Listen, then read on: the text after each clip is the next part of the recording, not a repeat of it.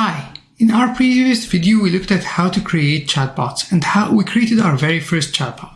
Today we're going to look at something a little bit more interesting, which is how do we bring other data, such as searching our own data from using that chatbot, and how do we do something called retrieval augmented generation, and then we're going to look at how to actually implement it ourselves. So let's get started. So historically, what we've seen or what we've done previously is where the person talks to the chatbot talks to GPT and returns back the result. That's about it. What we want to do is to enable that chatbot to be able to talk to ChatGPT, other AI models, search online, and even search your own database. So what we're going to do today is enable that chatbot to ultimately search through a search box. First, once it gets the result, it passes it to ChatGPT and returns the final result. And this is called retrieval augmented generation. And the same concept applies whether you're using search or you're using your own data, which we're going to look at in our next video. So let's get started. So I'm going to start off where we left last time, where we had our chatbot, and we had here chat.ts, which really just talked to ChatGPT. I'm going to create a new one called chat search. And chat search is going to be used in our chat. So let's just update our API to be chat search.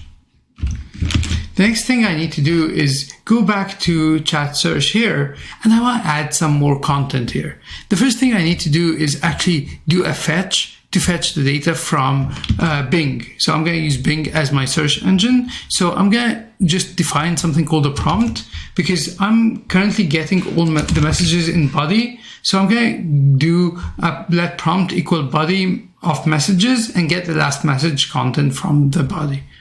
Then I'm going to actually do a request. So I'm going to do a request to the API, the Microsoft API. So this is the Bing API here, and I'm passing the prompt to it and getting the result. Of course, I'm passing also my Bing API key, because that's the only way you can use the Bing search.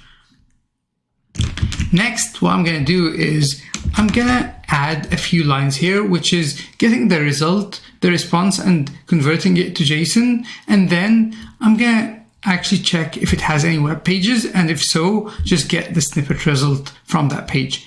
And if that does happen, I want to change the prompt. So instead of having our original prompt that the user entered, I want to change the user prompt to be answer the question as truthfully as possible and take this snippet result as context for your answer. And finally, what I need to do is, because I just pushed these messages here to the body, what I need to do is update the last message so that it's not just the message the user got, it should be the prompt result. Whatever the prompt result has, I want to bring it into the last content. So it's as if I'm tweaking or changing the user's message itself.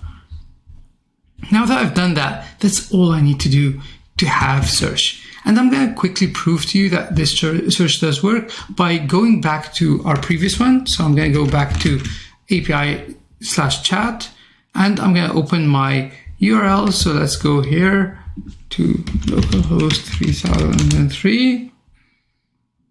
And let's ask, what is LangChain? And it says, I'm sorry, I'm not familiar with the term LangChain. Let's change it back to chat search and try again and ask it, what is LangChain? And you'll see here it says LangChain is a framework built around LLMs and that can be used for chatbots. How did it know that information, even though LangChain has been developed post 2021?